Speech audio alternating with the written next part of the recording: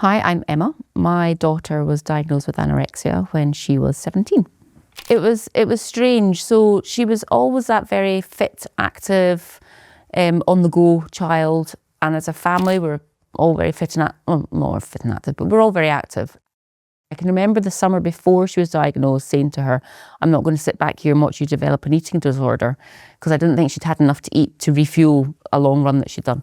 And then in the November, I can remember bringing one of her sisters home from an activity, and she phoned me and she wanted to go to a party with her friends, but she was in tears because she couldn't go to the party because there was going to be alcohol there and alcohol had sugar in it, and she couldn't take the sugar. And that was at that point I was like, we've got something else going on here we need to do. But she was coming into prelims. We didn't want to upset the prelims, so we put off doing anything about it. And then in the January we took her, and she didn't want to go to CAMHS or speak to anybody about it. So we had a family friend that we spoke to who said she's anorexic. And then a couple of weeks later, it all progressed a bit further. So I was actually working down south at the time. I was travelling sort of Monday to Friday. And it was the beast of the east, I think, at the time, quite heavy snow. So I do remember that time. School was shut and she had a doctor's appointment because she'd never had a period. I got the phone call from the doctor saying, drop what you're doing, but you need to take your daughter to hospital, you need to do it now. And so it was, our GP was amazing. She was a brilliant GP. And she said, your daughter's not well, she needs more help. We were advised that she should be taken up to Perth Royal Infirmary, where she was tested, and effectively even she wasn't diagnosed at that point. And really, realistically, the support in the hospital were almost discounting that. As I left the ward in the hospital, the nurse grabbed me and she said, I've made an appointment, you need to phone CAMHS on Monday morning, here's the number. And I phoned CAMHS on Monday morning and they said, thank God you phoned us, bring your daughter in tomorrow morning at 9 o'clock. I do remember at the time because it was just me and Amy that went up for the appointment, and we were driving home, and I can remember phoning John because he worked away. So I phoned him and said, we've come out the appointment. Amy is anorexic. She's not allowed to do anything. She's taken a few weeks off school, and I have to take some time off work. So I have to be off work, they think, for a month. So I'll do that and it'll be okay. And I don't think I took it seriously at that point. It was a complete shock, yeah. Having said that, when I look back now at pictures of, the sort of grab ball and stuff like that with school, then clearly she is incredibly thin. She was a really good swimmer. So I think almost, she was encouraged to train and reduce calorie intake. And so I think over a period of time, we saw that weight loss, but we were unaware of it. It was Amy. But looking back at pictures now, then clearly, yeah, she was underweight. It was a couple of times our psychiatrist at that point made a few comments, and I was like, this is more serious than I've realised. And at that point, I think within that week, it started to dawn on me what it was doing. And I'm a big researcher at that point. I want to read lots and I want to watch lots. So I was Googling frantically and reading up and forums and all that sort of thing at that point to try and understand more about what it was we were taking on. I knew she was ill. I'd been told she was ill. I knew she'd been diagnosed with anorexia, but it just didn't connect with me. I asked the question, whereabouts on the scale is Amy? And I think, to be fair, there was no sugarcoating anything. Joy was very, this is the situation. And she said to me, well, she's probably 24 hours from a heart attack. And that became quite real. So at that point, right, we are at the bottom of the scale. And as a family, we're going to get back to the top of the scale. So yeah, that was quite a moment. We had a dietitian, we had a family-based therapy nurse, and we had a psychiatrist. And, I was always of that opinion that psychiatrists weren't for us. You've got to be really ill to have a psychiatrist. And that was when I realised she was really ill and we did need all the support we wanted. So it was sort of that slow dawning that week, I think. It was a difficult experience because, I think my perception of a father was, certainly a father of 3 daughters, was almost to keep them safe. And I think certainly being in a position where you felt guilt because in a sense you'd failed, that you kept to keep one safe. So yeah, I think that was initially the overriding feeling I had. The first thing when you have your child, is the first thing you're asked to do is nourish your child, feed your child. And then suddenly you have an older child who won't feed. And you can't feed, and food is their medicine. And they can't take it, they won't take it. And it's not because of them, it's because of the illness. And you can't do anything about that. And so the guilt for that, I think, is just, it can still be overwhelming at times.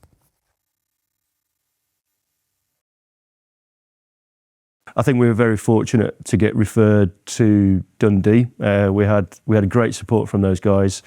Equally, Amy's the elder sister of 3 girls, so they wanted to help as well. So we tackled it as a family. I think Amy was incredibly brave, but her sisters Libby and Sarah were incredibly brave to support, and we were very well supported. But it was incredibly tough, and it was a roller coaster. I don't know what other families have in terms of support, but our family-based therapist was amazing, and I think she supported us all. And in those first few months that were just horrifically hard, I just needed to phone the CAMS department and say, I can't do this today, and they'd say, bring her up. And I really lent on them for support. My family, particularly my sister, was an immense support. She would check in every day. I could have phoned her at 3 a.m. She'd have picked up the phone for me. She was brilliant. And I had a few other friends.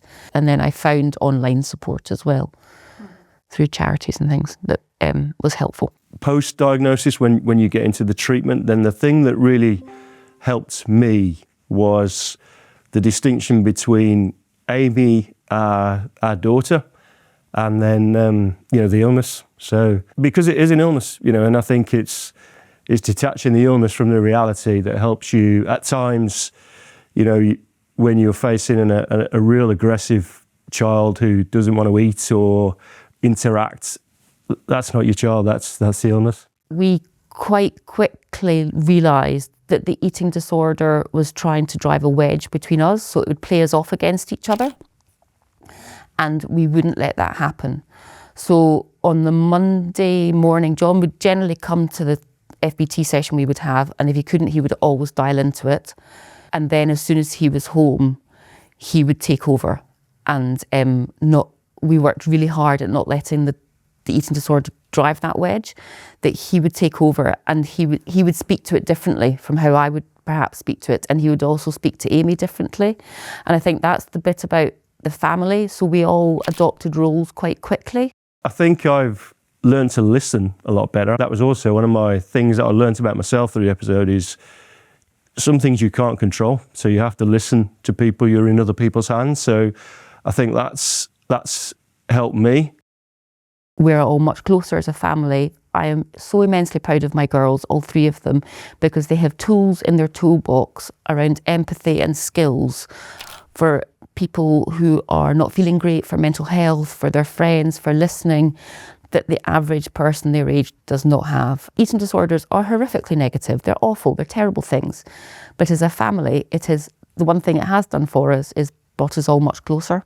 I think when Amy realised that it wasn't her, it was her mind talking to her, and she could start to control that, then, there was a good analogy from someone who said, it's a bit like building a shed, and you start from the base and you have to hammer in the nails to keep it away. And I think Amy related to that. So through each little stage or each meal, effectively, she was hammering in the nails. So the point that I realised Amy was getting better is we would go through a cycle every week, and it would be the same every week. So Mondays we would have an appointment, she'd come out from the appointment, we'd all be G'd up.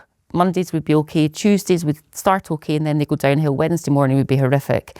We'd end up phoning CAMS, we'd go back up to CAMS on a Wednesday. Thursday would be better. Friday, John would come home, so I would play TIG, and I would say, you're it for the weekend, you're the point of contact for Amy at this point.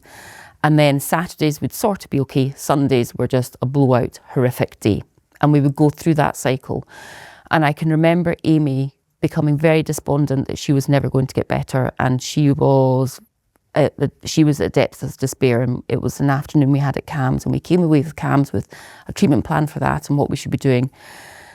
And I can remember our psychiatrist saying to us, if this works, it will work very quickly. And I was like, okay, whatever. Didn't really believe her.